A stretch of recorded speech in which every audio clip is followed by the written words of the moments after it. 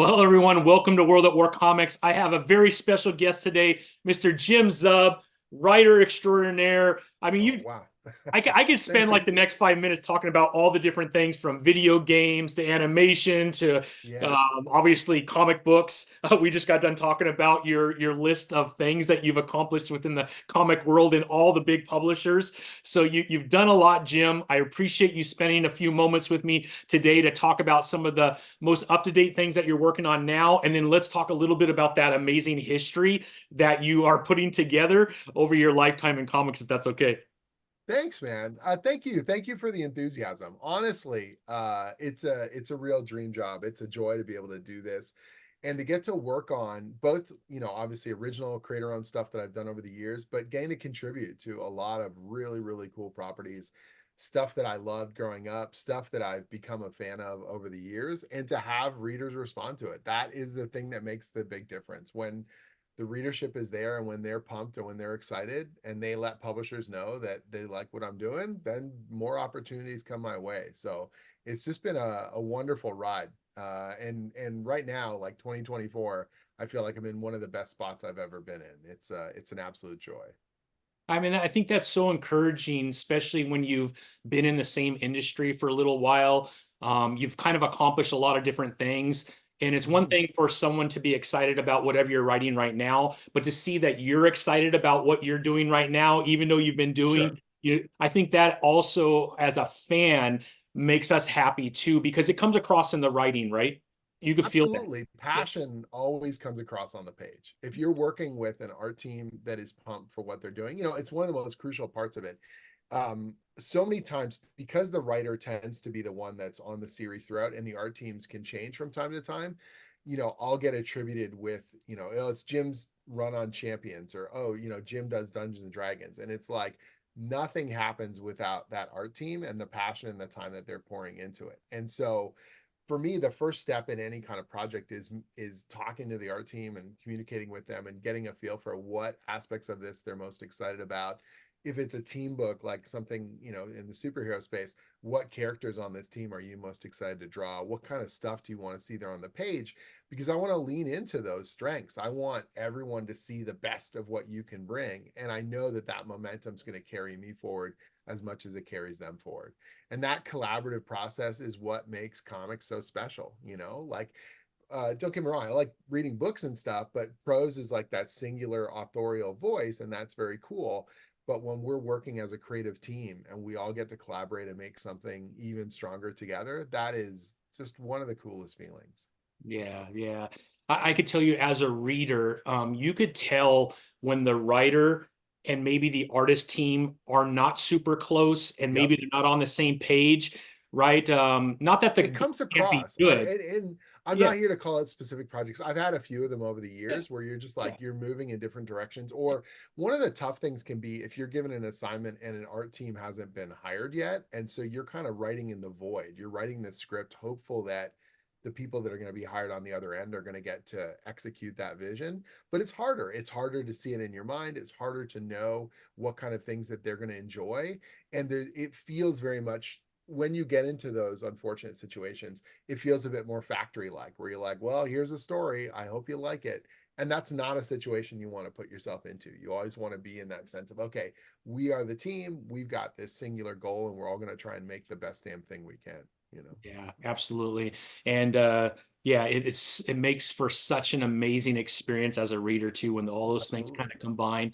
Can you go into a little bit before we kind of go back into your history? Can you kind of talk Yeah. about what that looks like with your art team, your letterer, the Right. colorist? Like what does that communication look like that back and forth? Is it very Sure. detailed or does it depend on the artist? I mean, yeah, it depends on the team, right? So Yeah. typically I would do what's called full script, and that's pretty standard across the industry nowadays, where you are writing a breakdown of an issue. So obviously I do the outline and I pitch it to the editor and the publisher and I say this is our plan going forward.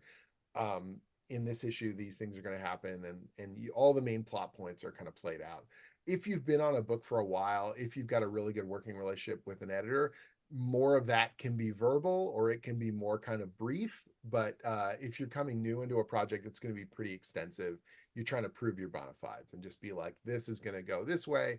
here's the big payoffs, here's how we set it up, and here's how it's going to go.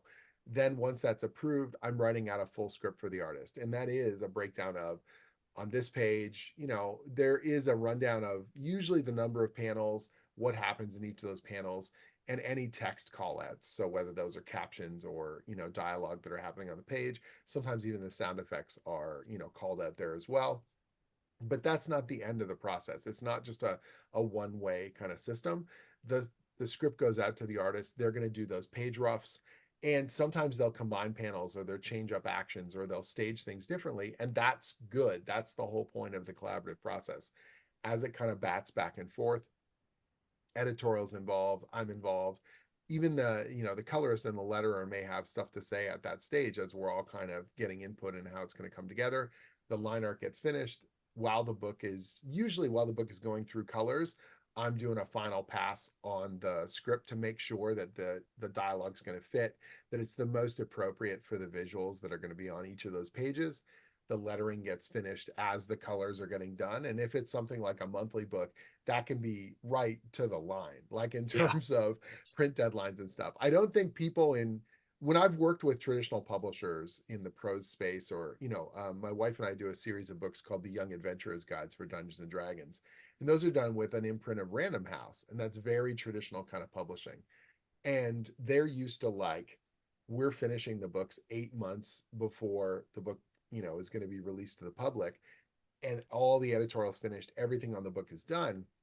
When I explain to them the shipping schedules and the printing schedules on comics, their heads spin, because they can't believe how kind of breakneck it can be, that we're turning around these books, every 4 weeks.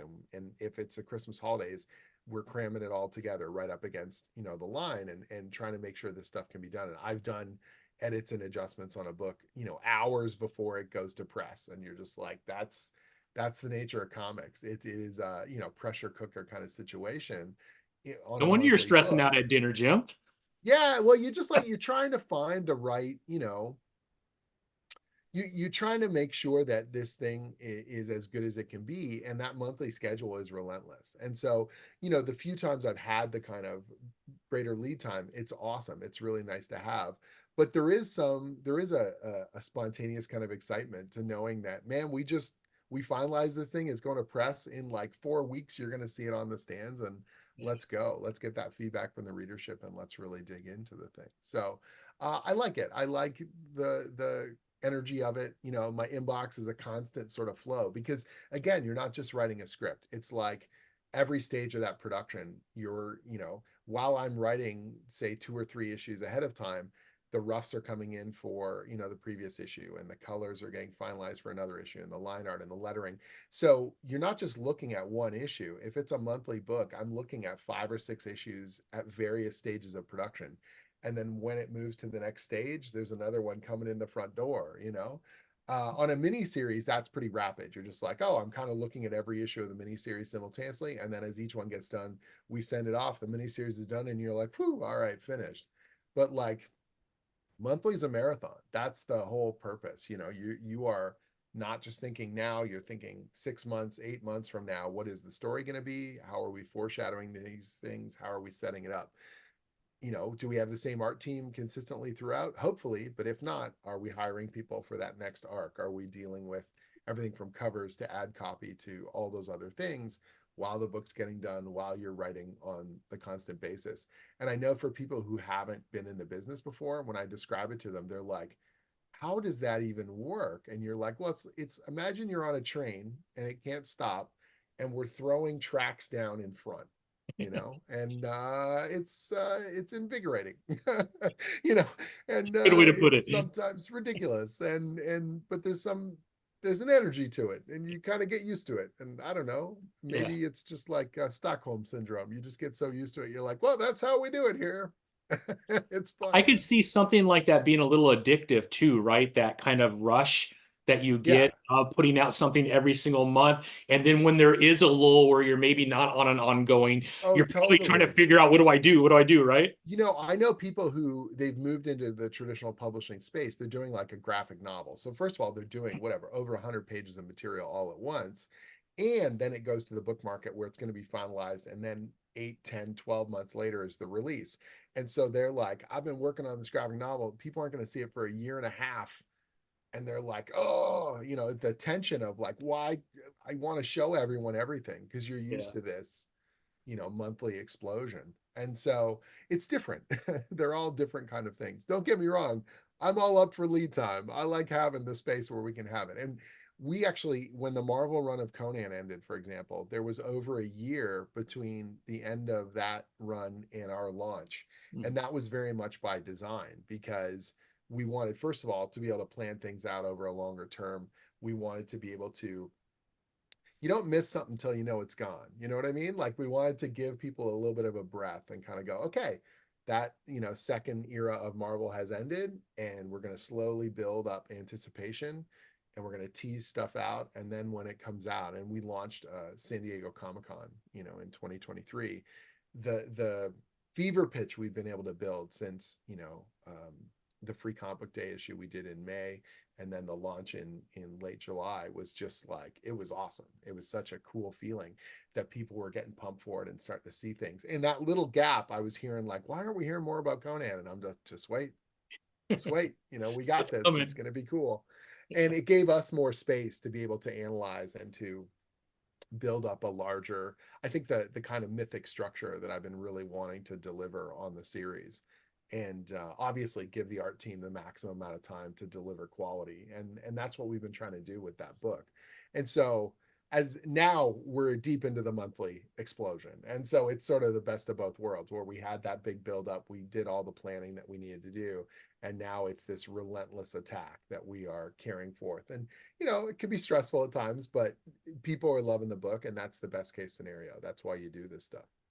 Living in both worlds, the month to month on the comic side, but then working with your wife with these longer lead times on Dungeons Yeah. and Dragons, does the longer lead time, that process, does that help on the month to month or vice versa? Like, does one make you better at the other?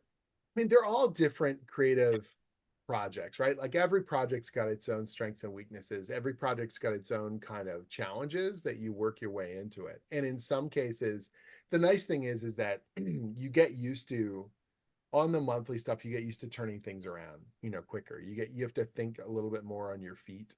You have to be a little bit more kind of spontaneous in that way. And with the longer term stuff, you've got these larger, Dungeons and Dragons is obviously a huge brand, especially right now. Yeah. We're in the middle of the 50th anniversary of D&D here in 2024. And so our ability to sort of plan out and go, okay, the books that are coming out here in 2024, we wrote them in 2022 or early 2023. And it's like, great, we know where the brand's going to be at. We know all these other kind of big movements and how these things are going to kind of come together. And you want to be able to long-term plan as much as possible with comics as well. But having that ability to even sort of look and go, oh, this went better than we thought.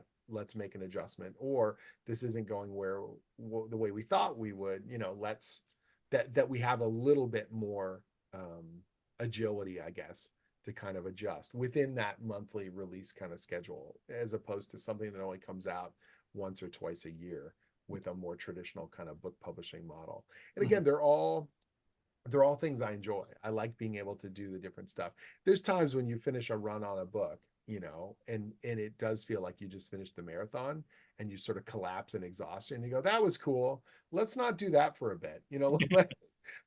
Vacation sounds like a good idea. This is cool. Yeah. Yeah.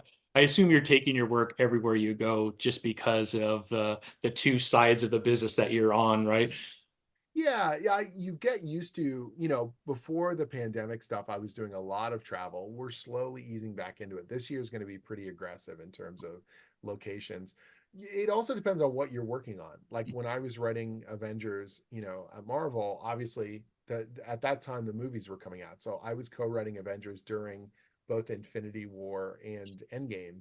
And so Avengers is everywhere, and so your ability to travel to countries you'd never been to before or to have those kinds of experiences was totally, it was amazing. It was just the coolest thing. And now Conan is a really global property, and the new Conan series is going to be coming out, I think, 6 languages total. And Wow. so again, the ability to go to different places have some of those experiences. And some of the offers we're getting for international trips is really cool. And so I want to be able to take advantage of that stuff. But it means you've got to either build out your schedule ahead of time, or you get used to writing in airports, you write in hotels, you write kind of wherever the work needs to be done.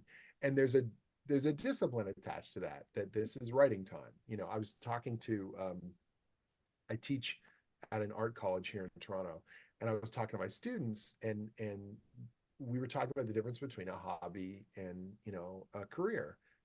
I love cooking, for example. I love to cook. It's something that really the last few years I have poured a lot of myself into. It's a great thing that I my wife knows to buy me kitchen gadgets now, and it's very easy to I want to make really cool food. But I get to choose when I pour a lot of time into that. Do you know what I mean? Like if I just want to make a crappy little dinner, no one's paying for that at a restaurant and expecting the best from me. The days when I want to lavish a stupid amount of attention and ingredients into making a really cool dish for my wife and I, that's a bonus. That's a hobby. That's a fun thing to do. But writing is the job. And so obviously I am passionate about it and I want to do it to the highest level possible. But on the days I still don't feel like doing it, I still have to do it. Like that's the key there.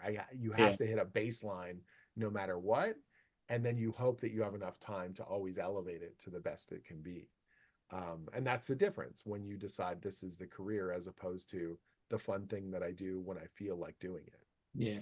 Is it easy for you to turn it on and turn it off throughout the day? Do you have like set times? This is when I do it, and then I try not to touch it again after a certain time, or is that hard? Yeah, I try to be pretty, you know, focused with it because the variety of challenges coming at you, whether you're doing a proofing day or a story planning day or a research day or a scripting day, it's always a little bit different. So I can't just say, oh, it's a 9 to 5 kind of thing, especially when you're working with artists in different time zones.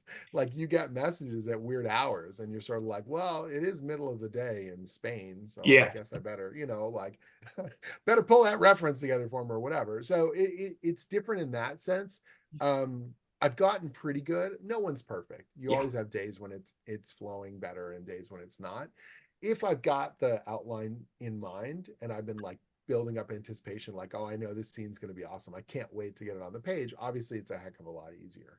And sometimes it pours out of your fingertips and other times you got to kind of grind. But I better now than I think I've ever been about being able to block it out and kind of go, this is whatever, 4 hours worth of, you know, work. This is going to take me 2 hours, or this is going to take all weekend, or this is going to take, you know, whatever.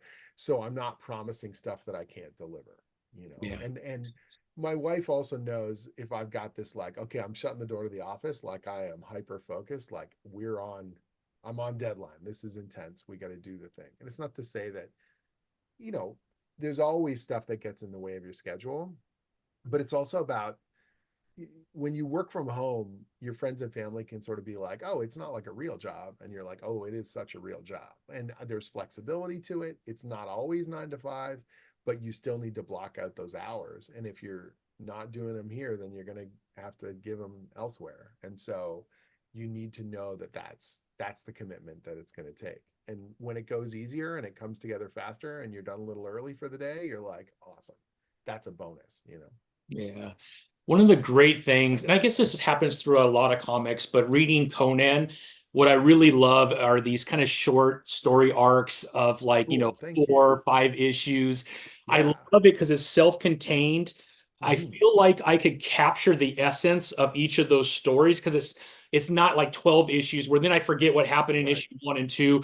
I love I that. think But it's a strength of the character, yes, absolutely. That if yeah. you look at in the 70s, Hmm. most of the stories were done in ones or two-parters, three-parters at the most. They would Yeah. have ongoing threads and plot lines. Yeah, man, absolute classic The stuff devil's right beast. there. Yeah. Got it. And it's like that stuff, it made for a really easy entry point for any new reader. You know, people tell me, they go, oh man, how do I start on Conan? And I go, it's easier than any superhero book Yeah. because all you need to know is that, yes, there is history and all sorts of stuff to the Hyborian Age, but you don't need to know any of that. All you need to know is Conan is a wanderer and he's a survivor. And wherever he goes, awesome stuff is going to happen. You're like, really? That is it. That is the baseline. Yes, there is someday he becomes a king by his own hand, and there is the Hyborian Age, and there is a geography to that, and there is a history to these peoples.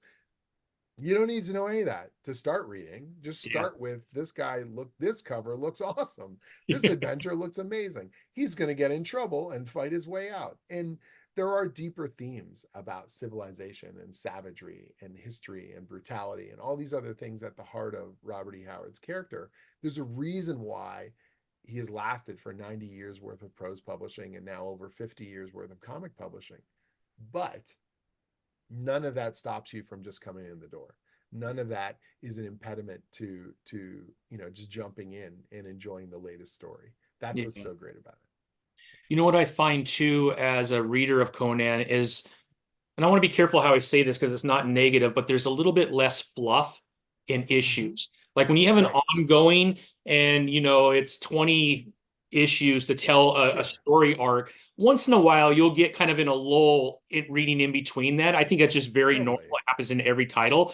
But when you Yeah. have these small 3, 4, 5 issue, it's so jam-packed.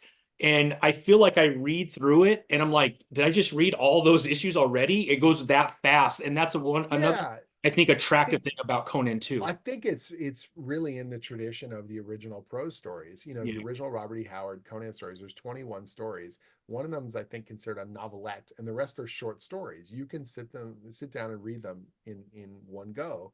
They were in the pulps. They were in Weird Tales magazine. It was meant to be quick, awesome, explosive entertainment. And so that's kind of our job in the tradition of this character, give you your money's worth every month, give you action packed, cool entertainment and excitement. And then there is a bit of philosophy running underneath the current of it, or there are larger kind of themes going there. But on a month to month basis, like we're going to earn our cover price with cool, action and building up to those set piece kind of moments that I think people really remember about the book.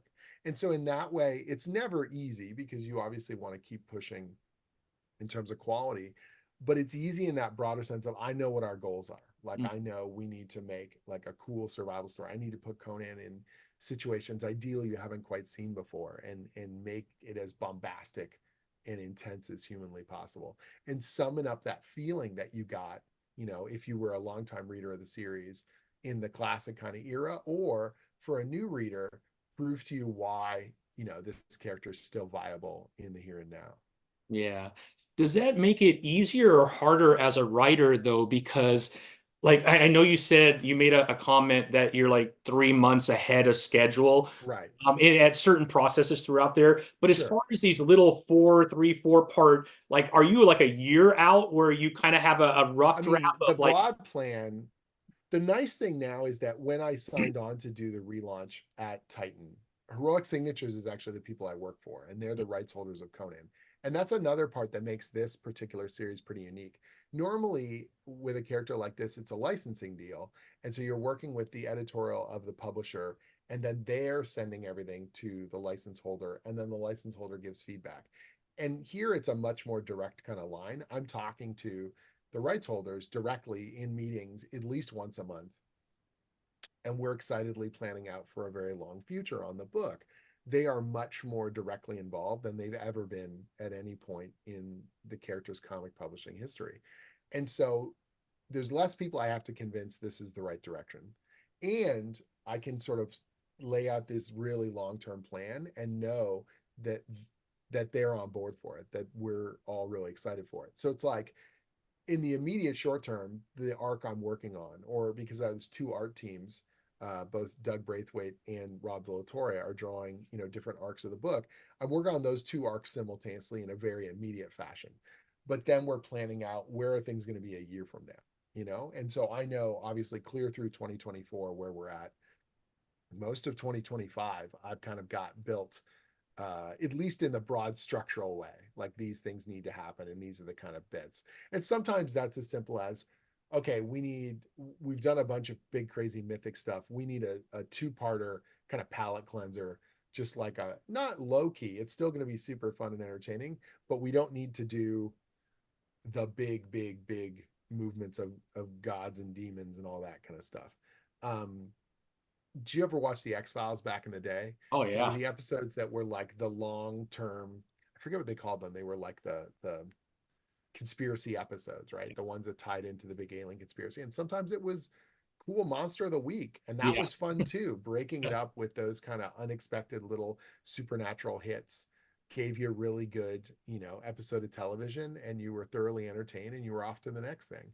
I feel like that with those shorter ones, like that we can do. And right now we're doing these 4-part arcs, very kind of controlled. But in year 2, we're going to move into 2-parters and the occasional one-off. It gives us the chance to tell different kind of stories that are valid for the character, and it gives me the chance to kind of, because these are being told out of order. Conan's career is this expansive sort of thing. We can jump to an earlier version of the timeline where he is young and impetuous and sort of testing his limits, or we can play to him closer to, when he's the leader of men and leading these armies, or man, he's the king by his own hand. And what does that mean to be in that kind of twilight era of your life and look back at your career? And that we are not trapped in one space, or that we have to move in absolute order and tell every single story. This character is iconic for a reason. We're never going to be able to fill in all the gaps. That's the whole point. That's awesome. That's incredible. Well, I appreciate you sharing all of that. I was kind of No wondering, problem. and will it be De La Torre and um Doug? and Yeah, yeah, Doug Braithwaite. Yeah. exactly. So Will they be the two artists moving forward that kind of go back and forth, or could be others too? right. So those are the two arcs that we've got for through our first 4 arcs. Oh, So gotcha. Doug has signed on to do arc 4, which we're thrilled about because he's doing Yeah, such a he's killing it. phenomenal job Yeah. on Thrice Marked for Death, which is our second arc.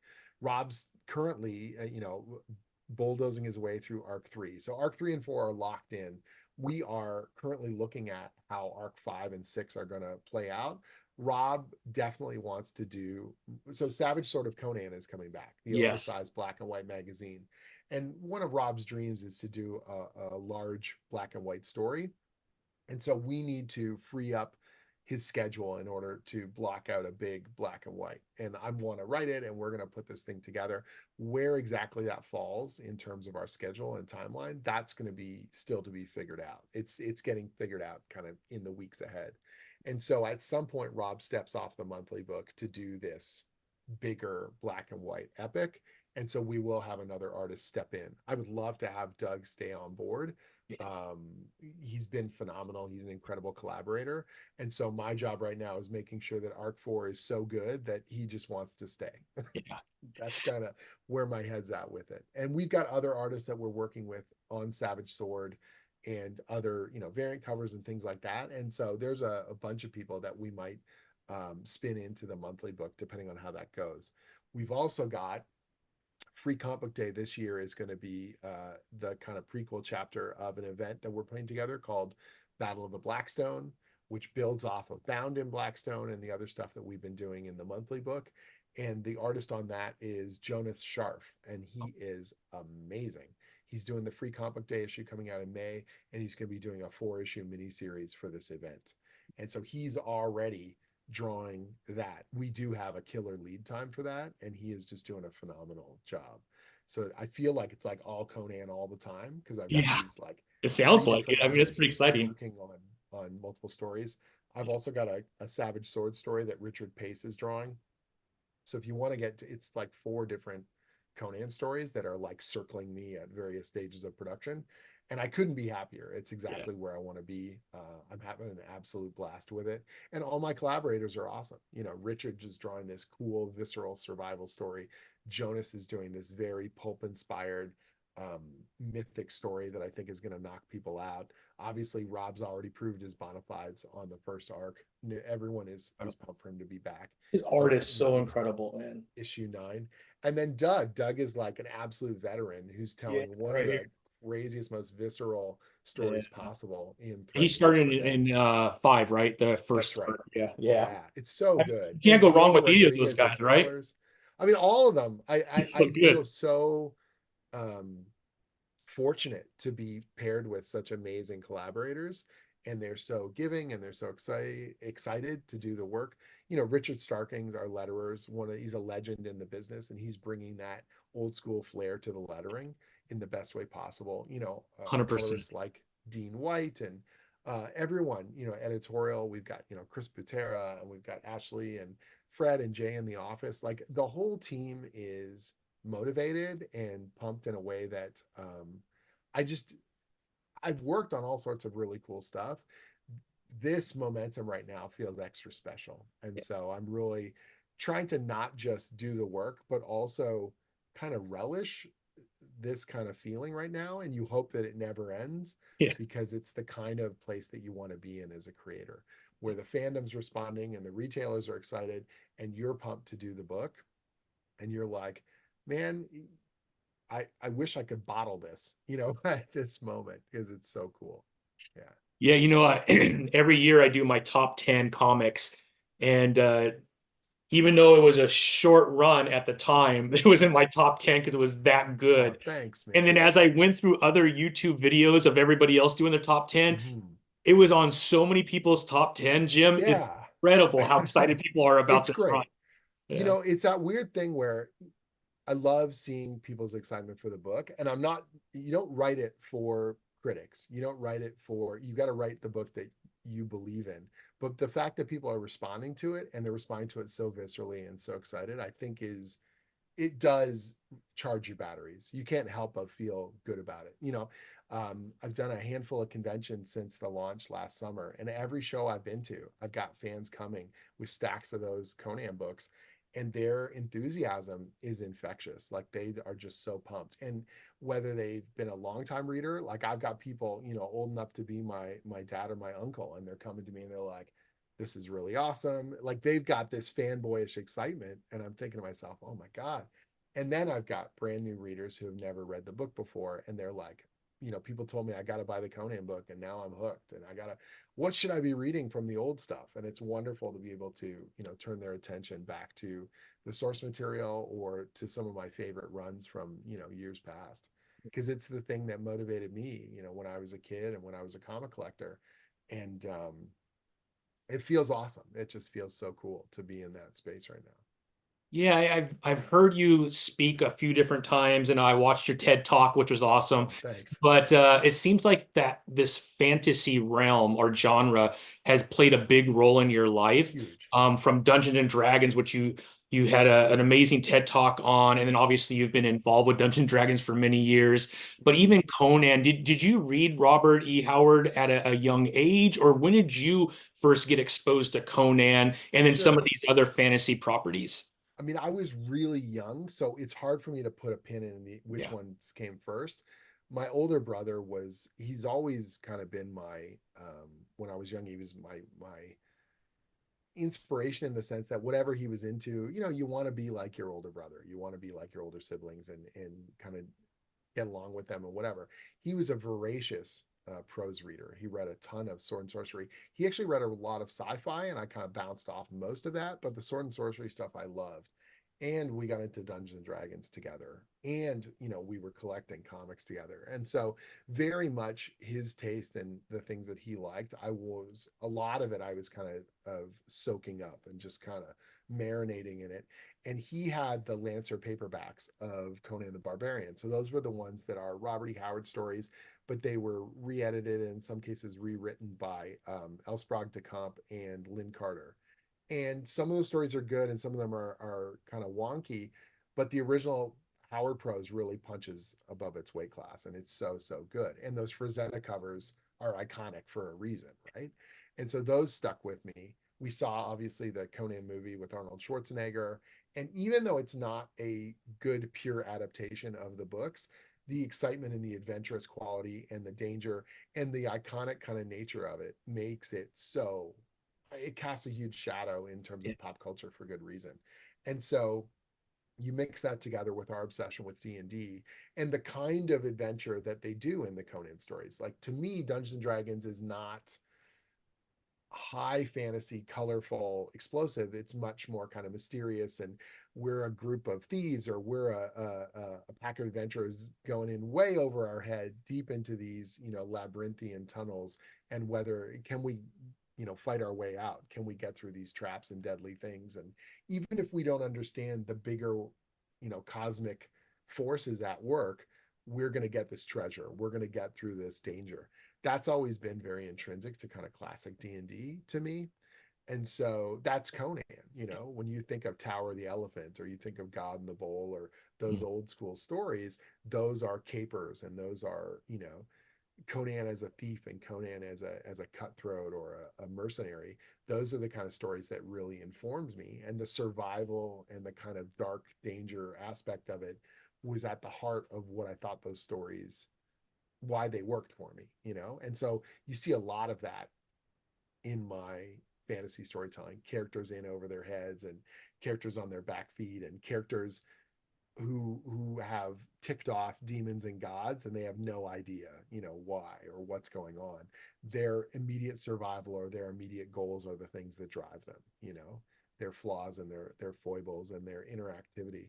That's the stuff that I love about fantasy is the great unknowns, the survival kind of quality, Mhm. that the map is unfinished. You know, in a sci-fi world or in kind of modern technology, we have mapped every, you know, mile of the earth. We know where a lot of things are. We've answered tons of questions with science, and that is amazing.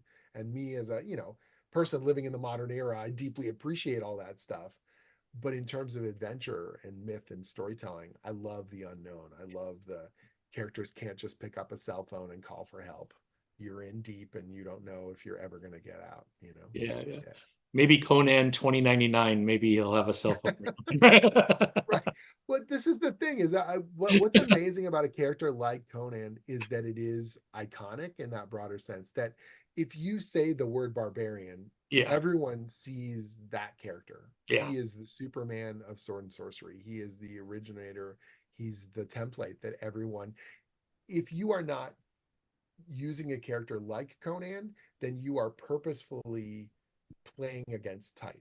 Do you know what I mean? He's yeah. the template. So either you are using a Conan like character or you're purposefully avoiding the template in order to say something.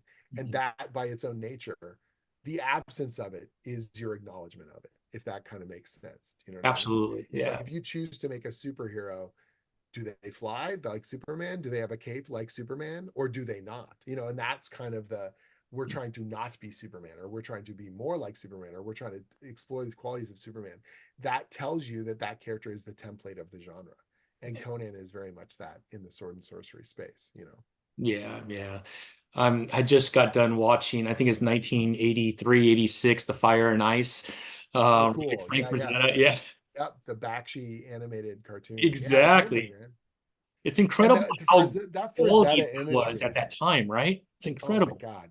Yeah, The Frazetta's imagery is yeah, so powerful and the posing is so intense. They don't, it's not the highly rendered kind of photo referenced sort of artwork. It is this explosive gestural, you know, action storytelling. It is more than real life. And that's the whole point of it. And, you know, part of our job is trying to find in the comics the kind of storytelling that feels that way, that these characters are not superhuman, but we push them to the absolute limits. Conan can be injured. Conan can, you know, he could die.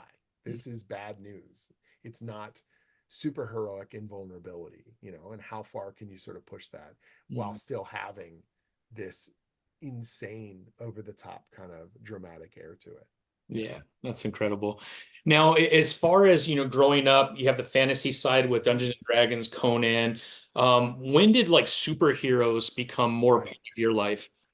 So my brother and I were we started collecting comics like you know whatever you read Garfield in the newspaper and stuff like that, but actual like buying the comics.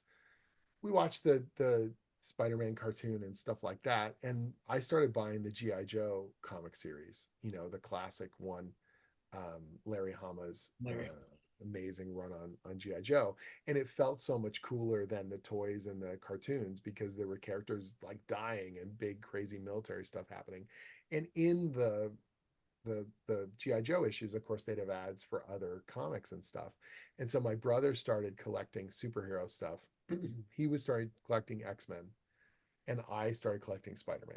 And that was sort of it. Like from there, we started to branch out and get other books in the Marvel universe. I would occasionally buy Hulk or Fantastic Four. As the mutant books kind of expanded rapidly, my brother was buying X Factor and Wolverine and all that kind of stuff. And so it was very much like we dove in hard on the Marvel universe because it felt like this really cool interconnected space. And you got to buy Alpha Flight because I'm Canadian, so of course you're going to buy Of that book, course. and you know all that kind of stuff, right? And so the official handbook of the Marvel Universe was really transformative to us because obviously the original stories were all being done by freelancers, and a lot of those guys were just making stuff up on the fly. But the official handbook had this encyclopedic quality to it where it made it read like it was all part of a continuous story, like it was meant to be, and that they were interconnected. And nowadays you've got, digital archives and trade paperbacks galore, but back then you didn't. And so in many cases, a really old issue that was formative to a character's origin or to key moments in their story, you would never get to read those stories. You would hear about them in little flashback panels, and it would tell you with the little asterisks and the caption, see Fantastic Four number 49, first appearance of Silver Surfer or something. And so because you couldn't just read them, you couldn't just pick them up and read them, it had an almost mythic quality. It was like someone told you. And then back in the day, Galactus showed up and it was a really big deal. And you're like, man, that issue's up on it's hundreds of dollars and it's on the back issue board at the comic shop. I'll never be able to buy it. I'll never be able to read it. But it happened. It's Yeah. like someone told you ancient history, and it's so cool. And the handbook of the Marvel Universe was this encyclopedia that told you all the cool things. And so it felt like you were part of this amazing ongoing, fictional universe that was ever moving forward. And you don't really remember the stinkers, you just remember the hits. You just remember the stories that knocked you out and the artists that blew your mind. And it was really cool. It was really special to us. And so when I finally got the chance to start writing in the Marvel universe, that was one of the coolest experiences because you were like, you get to add some bricks to the house of ideas. You get to build on this foundation that has been, and acknowledge that, and then try cool things out and make new characters. The first time I made a character and they showed up, I mean, they're not in the official handbook of the Marvel Universe because they don't publish that as a book anymore. But even the Marvel Wiki, like literally the week after we made something and it was referenced on the Wiki, and you're like, oh, that's part of the Marvel Universe now. Oh, that's addictive. I got to do more of that. I got to make more stuff, and hope that people like it and acknowledge it and remember it, and that you're playing this kind of constant marathon where someone runs with the baton for a while with the character and then they hand it off to you, and now you got to sprint like hell and do cool things with them, and then you got to hand it over to someone else, and you hope that you do a good enough job that future writers will reference what you did Mhm. and be excited to build on that as much as possible. Yeah. At what point did you realize that you wanted to be a comic book writer professionally? Like, did you kind of Um, ease into it and then it just happened, or you knew right away this is what I want to do and that's what all you pursued? it was not the plan when I was a child. My original plan was to be an animator. So I went to school for art. I took classical animation training, like hand drawn Disney style animation. And the reason why is because I there was a school outside of Toronto that specialized in animation. And there were a bunch of Canadians who had worked in animation, and I would see the dozens of names in the credits, and it felt like a very reasonable dream. I don't know, that sounds weird, but like Yeah. I could be one of those. I could be the name that just goes whiffing by. Maybe one of the lead artists at some point, but you never really I didn't think of myself as the author of a book or something like that. That felt to me growing up, you would read about whatever the people that worked at Marvel, and they were all either New Yorkers, right? Yeah. Or they were brilliant British people. And I'm like, I'm not Neil Gaiman or Alan Moore, and I'm not in New York City, so this just doesn't even seem humanly possible. The first time I ever got a comic book signed and I found out that the creator was Canadian, I was just like, what? Like that's a job someone could have, some kid You remember from who it was? the first one I ever got signed was Ken Stacy. Mhm.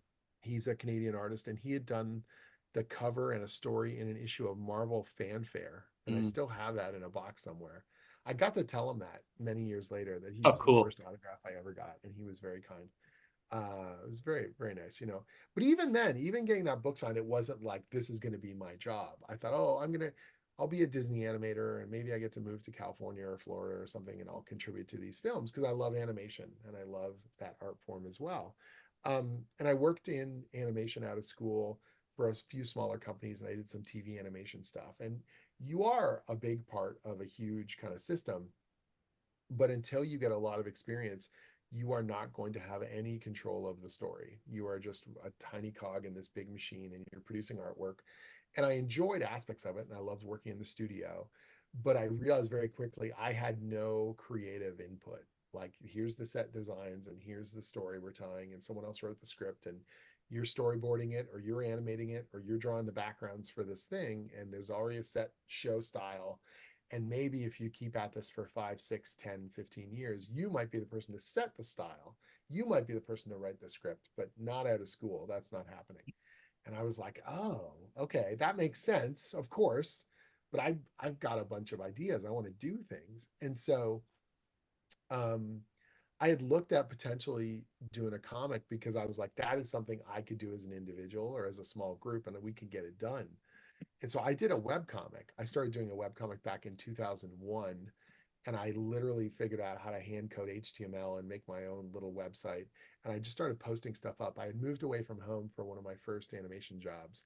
And so I had a bunch of spare time in the evenings. I didn't have a lot of friends yet. And I just started making this little web comic. And it updated 3 times a week. And I was teaching myself kind of the discipline of doing it, comic book storytelling, um, and a tiny audience was responding to it, the friends and family, but then other people were stumbling across it as well. And the regularity of that was very addictive and very interesting. And my ability to make choices creatively and storytelling wise was really cool. And even then, I still didn't look at this like this is going to be a job. They're like it had a hobby esque quality to it. That thing I was saying before about being the chef, I Yeah. didn't have to do the web comic. You know, I could stop at any time. It wasn't paying the bills, and so I ended up working for a while out in Alberta, and then the job there kind of crumbled, and I moved back to Ontario. And I was going to go back to school originally to take 3D animation because I didn't learn any computer animation stuff, and the whole industry had changed. And I had some friends in video games, and they were like, "Oh, learn the basics, and then you can come work for us." And I thought about doing that, but I still loved the art and I loved the storytelling aspect of it. And so that summer, before I went back to school, a friend of mine offered me a spot at the Udon studio. And Udon is an art studio full of artists doing freelance work, but they're also publishing comics. They had just gotten the rights to do the Street Fighter comic series. Mm. And them working on comics and seeing in the studio that getting produced, I was like, oh, yeah, comics are the best. Like, I love comics. I collect comics. These guys are making the stuff, like getting published. Oh, that would be cool. That's really fun. That's neat. I missed that a lot more than I thought after I'd wrapped up my webcomic stuff. And we would get these projects that would come in from clients, and most of them were just art projects. We were doing design artwork for someone, or advertising artwork or illustrations or whatever. But every so often a client would come in for the studio, and they would be like, we need a story, and we need a short comic that we're going to use for advertising or something like that. And I was like, I'll write it. Like, I can do that. And I would get these little projects where I would be the sort of pitch in writer on them. And just those tiny little stories, I was like, oh, I miss this. I'm having a lot of fun. And so I finally hit the point where one of the artists and I at the studio, we started working on our own kind of create our own comic series. And that became the impetus to like, no, you can do this. Like, you really love doing this. This is the most fun you've had in years. This is the most enjoyable project. Whether or not this thing even makes money, this is way more of an important part of who you are than you realized. And once we launched this book, this is now, we're talking 2010, I launched Skull Kickers at Image. And for the first time, people were responding to me and my story. They were responding to my writing. And I started to get tethers and interest from other publishers that were like, oh, so you're a writer. Do you want to write stuff? And I was like, yes. And that just sort of took me over the top in terms of this is Snowball. viable. I've got to keep doing this. and push harder and see where I can take this. And once I got into a really good flow with it, started to do regular writing work, and then all of a sudden realizing I was doing more writing work than anything else. And I loved the collaboration. I have the art background. So when I talk to the artist in the scripts, I'm talking very visually. And when I'm giving feedback and we're talking about design or we're talking about roughs or page layouts, or I've kind of been part of that production process. And so I'm like, okay, I'm not just talking out of my ass. Like this is, visually this can work, or giving feedback based on what we need to see on the page. It's been a really, it just seemed to work. It all seemed to come together properly. And now, it's weird because I broke through this point where people don't remember that I ever drew. So if I'm at a convention, I'll have sketches that I'll do for people. I'll do, sketch covers or head sketches or whatever. I'm not producing full pages, don't get me wrong, but I can bust out something pretty good. And people are like, where did these come from? And I go, oh, I drew that. And they go, you draw too? And I'm like, I am not Doug Braithwaite. I am not Rob De La Torre, and I would never put myself on that level. But yeah, I've got some art background. I kind of know, my way around that stuff. And yeah, it all feels, it's nice. It's nice to have that, vocabulary when it comes to art and all those other things. And so it was a really organic process. It wasn't, I tell my students all the time, I am not living the career I thought I would when I was in art school. Not even close. It's better. It's way better than anything I could have imagined, because I imagined myself as, you know, animator number, serial number, whatever, fill in the blank. And now my name's on the cover of a book, and I have a really direct control in terms of the creative path of that story, and working with all these different licenses and clients. And I get to live, where I want to live and do the stuff I want to do. And it's not perfect. No job is perfect, but I feel like I have much more of a hand on the steering wheel in terms of the creativity and the kind of stuff that I want to be doing, which is all you can hope for, honestly. Yeah, I mean that sounds amazing, It's Jim. pretty That's cool. incredible. It's pretty cool. I never want to take it for granted. I Yeah, say that a lot as well. Like, yeah. every job has stresses, every job has deadlines and difficulties. But even on the worst days, I'm still making comics, and there's people who are excited to read what I'm putting together, and that feels extremely special. Now, when you were at Marvel and you were on Avengers, Hmm. you were kind of sandwiched between a couple $1 billion plus Yes. movies. Yeah, it What was a was that weird like time. writing for that title Sure. during that time frame? That had to have been like its own level of stress, I would think, just because so many eyes are on I everything. mean, the weirdest part of it is that, Marvel Comics publishing is slightly separated from the MCU stuff. You'll see reflections of stuff that's popular in the cinematic universe roll through the comics. But in theory, the comics are supposed to be the sharp tip of the spear. They're coming up with the storylines that may be turned into other things 6, 7, 10 years from now. Do you know what I mean? And so our job was not to emulate what was happening exactly in the movie. Our job was to sort of extrapolate out cool things that we could do with the current Marvel universe as it stands. And the continuities are different and the characters are different. Obviously, there's a lot of shared DNA there. And sometimes the movie stuff will become so powerful and so iconic that you had to reflect it backwards. Like, people don't remember that Tony Stark didn't have the kind of bravado and humor in Yeah, the original comics in the 80s very much. He was a very stern figure. He was a tragic kind of figure. And Robert Downey Jr. has permanently changed the personality of that character for the better, I think, yeah, on the whole. Um, and so your job then becomes like, okay, how do we incorporate some of that DNA? How do we make the character feel like you could pick it up and read it at any point? But we're still telling the stories we want to tell, and we're still moving the ball forward, ideally, as you go. There's extra eyeballs on the book, there's extra interest in the brand as a whole, and you need to use that to its maximum potential. You need to excite people and hopefully thrill them to the possibilities of, hey, read these comics. In some ways the MCU is the most amazing thing, and in other ways it's like it's weirdly your competition, yeah, because it used to be, if you were a fan of Captain America in the 80s, the only place you could consistently get a hit of Captain America was the comics.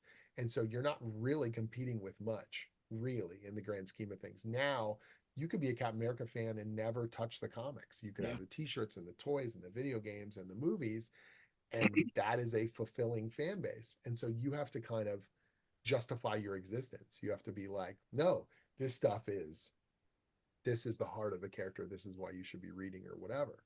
And that's just, one example. You could do that with any other character or any other team. And so, it's neat.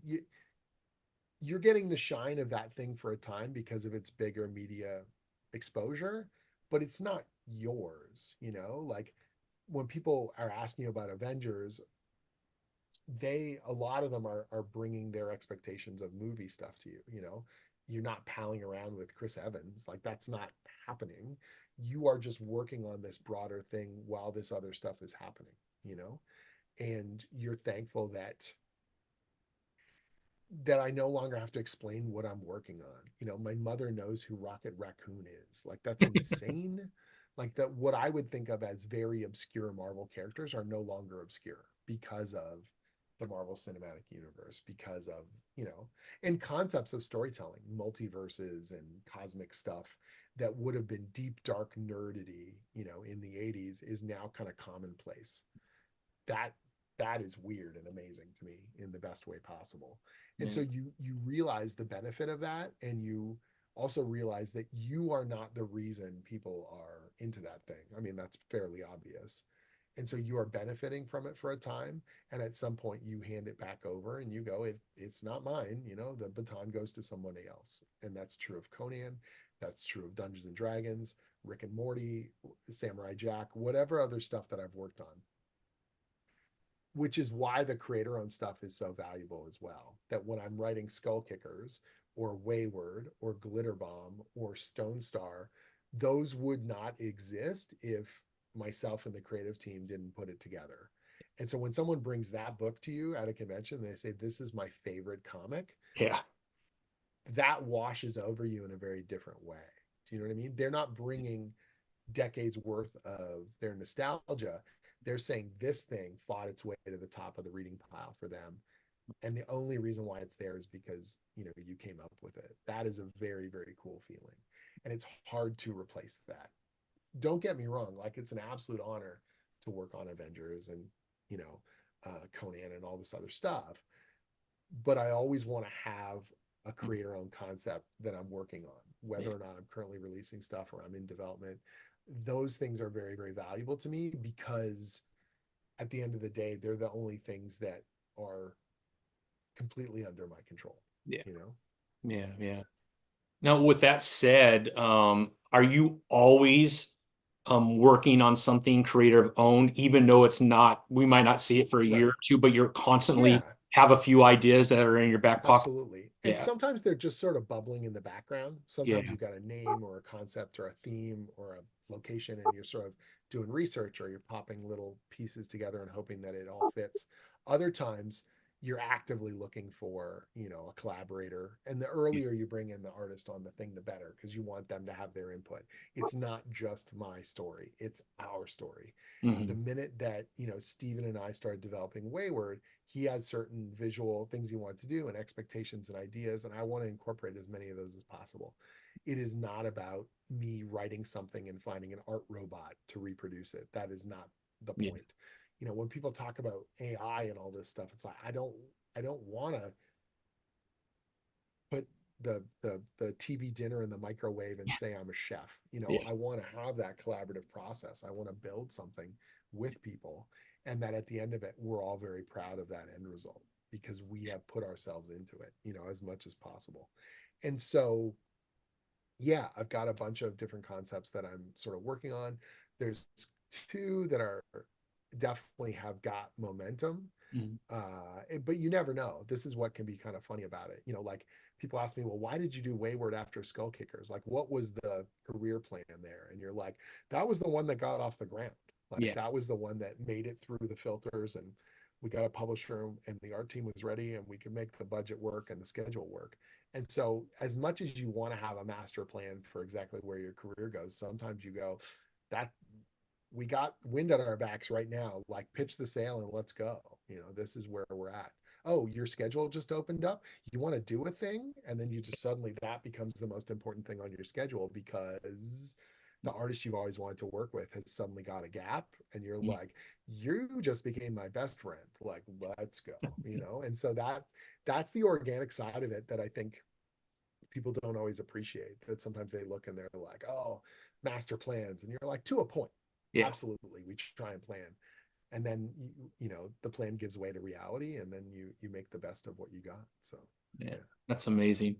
Now, through your time on like the big two, is Mhm. there a character, excuse me, a character or title that you're most proud of during that time?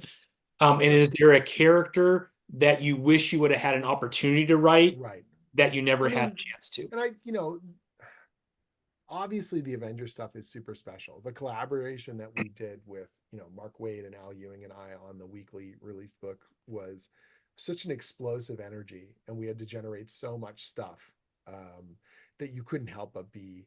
It was like a runaway, you know, train. It was so fun and so wild and so weird. And when you actually were able to pull it off, you were like, "Look what we did! This is nuts!" And so those are very, very special to me. Absolutely, I loved working on Champions. You know, the Young Heroes of Marvel, I still feel like have tons and tons of potential that is unrealized and needs to be, you know, those characters could be even bigger into the future if they're used well. Um, Trying to think, I've done a couple Batman stories, and both the Batman stories I've done, I thoroughly enjoyed, and that character is so iconic that you can't help but feel like you've tapped into something really special with them.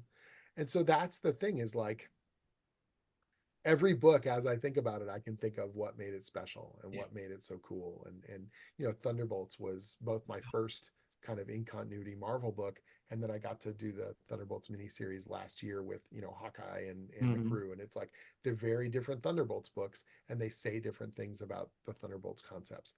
Awesome. What a cool experience to be able to do that and to build on that cool foundation. And so they're all, I know that's the corny answer. No, no, I mean They're all that's pretty special in their own way. And the mhm. more, as soon as you pick up those trades, or you look back at that book, or you're autographing one, you look at, oh yeah, man, that was so much fun. Or this person that I got to collaborate with, they went from just being like a freelancer to a friend. And those are kind of the cool memories that you can't fully appreciate. You know, the Dungeons and Dragons book was the first time that um, in 2014, Max Dunbar and I worked together, and now we've become really good friends. We've worked on a half dozen projects together.